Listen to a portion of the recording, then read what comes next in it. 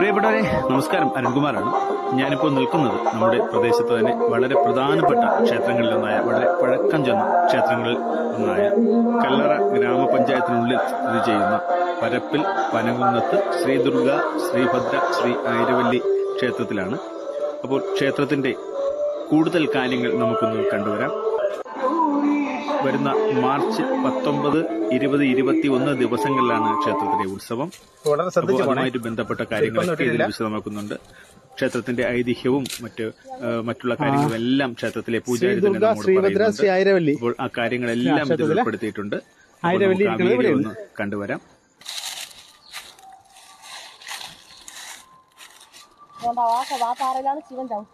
ഇവിടുന്ന് നേരെ താഴോട്ട് നോക്കിയ ചെറുവാളമ്പലം, അവിടെ നമ്മളമ്പലം. ഇതാണ് കാവ്. പക്ഷെ കാവ് വല്ല മനോഹരമായിട്ടുള്ള കാവ് തന്നെ. ഇറങ്ങാം. ഉത്സവ സമയത്ത് അമ്പലത്തിൽ പടക്ക് ഇടും. അത് നമ്മള് താഴെ കൊണ്ട് വെക്കൂടാ. നമ്മൾ ഇതിന്റെ പകുതി വെച്ച് തിന്നാവുള്ളൂ. ഈ കുന്ന് കഴിഞ്ഞുകൊണ്ടാ നമ്മളോണ്ടാ ആ പാറ ഉണ്ടല്ലേ ഞാൻ പറഞ്ഞ നിരപ്പ്, അവിടെ വെച്ചേ കഴിക്കും. അവിടെ വെച്ച് കഴിക്കാം.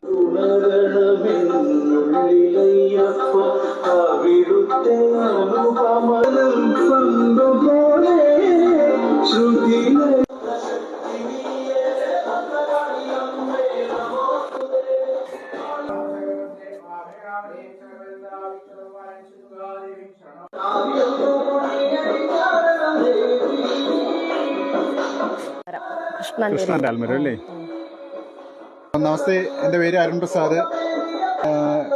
അമ്പലത്തിന്റെ ഉത്സവം വരുന്നത് ഇപ്പൊ നമുക്ക് മാർച്ച് 19 തൊട്ട് 21 വരെ. എന്നുവെച്ചാൽ മീനത്തിൽ അശ്വതിയാണ് ഭഗവതിയുടെ നാള്. 3 ദിവസത്തെ ഉത്സവമാണ്. വളരെ കലാപരിപാടികളോടുകൂടിയും ക്ഷേത്ര ചടങ്ങുകളോടുകൂടിയും നല്ല വിപുലമായിട്ട് തന്നെ ഇവിടെ ഉത്സവങ്ങൾ നടത്തി വരികയാണ്.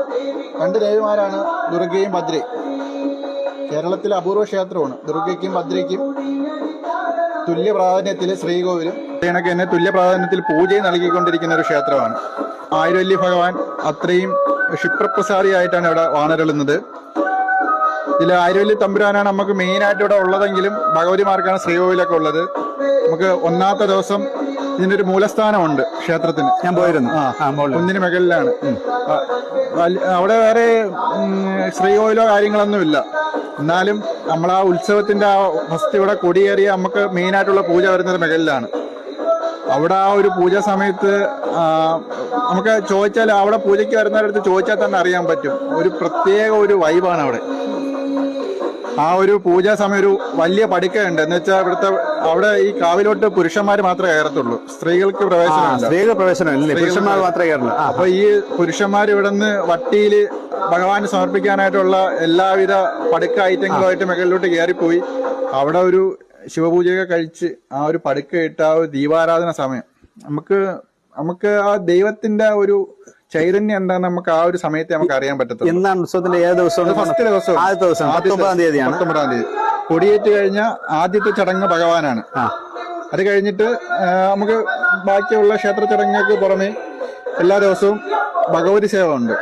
ഭഗവതി 2 പേർക്കും തുല്യ പ്രാധാന്യമായതുകൊണ്ട് ഭഗവതി സേവ മെയിനാണ്. കഴിഞ്ഞ് വന്ന ഇവിടെ താഴത്തെ ഭഗവാന് 108 കലശാഭിഷേകമുണ്ട്. അതൊക്കെ വളരെ പ്രാധാന്യമായിട്ടുള്ള ചടങ്ങുകളാണ് ക്ഷേത്രോത്സവമായിട്ട് ബന്ധപ്പെട്ട്. ഇത് കഴിഞ്ഞിട്ട് 2ാമത്തെ ദിവസം പറയെടുപ്പാണ്. നമ്മുടെ ആ ഒരു പ്രാചീന പറയെടുപ്പം ഇപ്പോഴും നിലനിന്ന് പോകുന്നത് നമ്മൾ തിരുവനന്തപുരം ജില്ലയിൽ നമ്മളെ പനകുന്ന അമ്പലത്തിന് മാത്രമാണ്. ഒരു 10-200 പറയ്ക്ക് മുകളിൽ പോയി എല്ലാ വീടുകളിലും പോയി പറയെടുത്ത് വരുന്ന ഒരു സംവിധാനമാണ്. വെള്ളിയാഴ്ച നല്ല ആളാണ്. രാവിലെ, വൈകുന്നേരം ആള് ലേശം കുറവാണ്. എന്നാലും പൗർണമി ദിവസം ഐശ്വര്യ പൂജ ഉള്ള ദിവസങ്ങളിൽ വൈകുന്നേരമാണ് ആള്.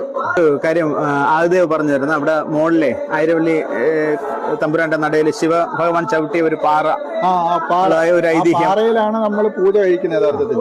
അതെന്ന് പറഞ്ഞാൽ പണ്ട് ഭഗവാനും ഇവിടെ ആയിരവല്ലി സങ്കല്പമാണ്. നമ്മുടെ ശിവഭഗവാൻ കിരാതമൂർത്തി ഭാവത്തിലും ഭഗവാനും ഭഗവതിയും കൂടെ വനവാസത്തിന് വരുന്ന ഒരു ഭാവമാണ്. അപ്പൊ വനവാസത്തിന് വന്ന വഴിയിൽ ഇങ്ങനെ ഭഗവാൻ കയറി ഇരുന്ന ആ ഒരു സ്ഥലമാണ് ആ പാറ. ആ പാറയിൽ ഇരുന്നിട്ട് തൊട്ട് താഴത്തെ പാറയിലോട്ടാണ് ഭഗവാൻ കാലെടുത്ത് വെച്ചേക്കുന്നത്. അതിന് പുറകിലായിട്ട് ഒരു ആഞ്ഞിലി മരവും കാര്യങ്ങളൊക്കെ ഉണ്ട്. ആ ഒരു പാറയിലാണ് നമ്മൾ യഥാർത്ഥത്തിൽ ആ ഒരു ഭഗവാന്റെ ചൈതന്യം ഉണ്ടെന്ന് വിശ്വസിക്കുന്നത്.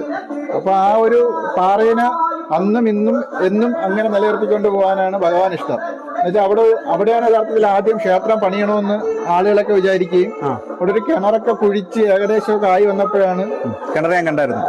കിണറിന്റെ ഒക്കെ ഒരു മാതൃകയൊക്കെ ആയി വന്ന് എല്ലാം ആയി വന്നപ്പോഴാണ്. പക്ഷെ ആളേക്ക് അങ്ങോട്ട് കയറിപ്പോയി ഇറങ്ങി വരാനായിട്ടുള്ള ഒരു ബുദ്ധിമുട്ട് കുന്നാണ്. അതെ, സ്വയംവരാർച്ചനയാണ് മെയിനായിട്ട് ഇവിടെ ചെയ്തു വരുന്നത്. മംഗല്യ തടസ്സം നിൽക്കുന്ന എല്ലാ സ്ത്രീകൾക്കായാലും പുരുഷന്മാർക്കായാലും ഇവിടെ വന്ന് 21 സ്വയംവരാർച്ചന കഴിക്കുന്നതിനകം അതിവിടെ എവിടെ ചോദിച്ചാലും മനസ്സിലായി. ഇപ്പം പുറത്തുനിന്നൊക്കെ ആളുകൾ വന്ന് ചെയ്തുകൊണ്ടിരിക്കുകയാണ്. നമുക്ക് പറയുന്നതിനെക്കാട്ടിയും ആരെങ്കിലും വരുമ്പോൾ അത് ചോദിച്ച് മനസ്സിലാക്കുന്നതായിരിക്കും കൂടെ നല്ലത്. അനുഭവസ്ഥർ ഒരുപാട് പേരുണ്ട്. കാര്യം പറഞ്ഞാൽ 10, 30, 35 വയസ്സായിട്ടും കല്യാണം നടക്കാത്തവര് ഇവിടെ വന്ന് 21 അർച്ചന പറഞ്ഞാൽ അതൊരു 7, 8 അർച്ചന ആകുമ്പം അവരെ കല്യാണം ഏത് മുഖേനയായാലും അത് നടന്നിരിക്കും. അതാണ് ഇവിടുത്തെ ഭഗവതിമാരൊരു ചൈതന്യം. താഴെ ഇരിക്കണത് അപ്പൂപ്പനാണ്. വർഷങ്ങളോളം ഞങ്ങളെ കുട്ടിക്കാലത്തെ ഉള്ള അപ്പൂപ്പനാണ് ഇവിടെ ഈ പാലേര മുട്ടിൽ വെച്ച് അന്നേ കർമ്മങ്ങളും കാര്യങ്ങളും വിളക്കുകളെല്ലാം കത്തിക്കണം. അപ്പോഴ അന്ന് കാട്ട് എന്റെ അറിവിൽ ഇവിടെ എന്റെ ഭർത്താവിന്റെ അച്ഛനാണ് ഇവിടെ അപ്പൂപ്പന് വെച്ചു കൊടുത്തോണ്ട് വിളക്ക് കത്തിച്ചോണ്ടിരുന്നത്. അപ്പോഴ ആ അമ്മാവാങ്ങ് മരിച്ചു പോയതിനു ശേഷം എന്റെ ഭർത്താവാണ് ചെയ്യണത്. അപ്പൊ എന്റെ ഭർത്താവ് കുറച്ച് നാളുകൊണ്ട് സുഖമില്ലാത്തോണ്ട് വരണില്ല. അപ്പൊ ഞാനാണിപ്പം തന്ത്രിയുടെ ചോദിച്ചാൽ അപ്പൂപ്പന് വെച്ചു കൊടുക്കണം. അപ്പൊ ഞാൻ ഇല്ലാത്തപ്പോ കൊച്ചുങ്ങളും ഇവിടെ നിൽക്കണ ആരാണ് അവരെല്ലാരും ആണ് ചെയ്യണം. നമ്മളാണ് ഇതേപോലെ ഇവിടെ അപ്പൂപ്പന് വെച്ച് കൊടുക്കുക എടുക്കുക ഒക്കെ ചെയ്തുകൊണ്ടിരിക്കണത്.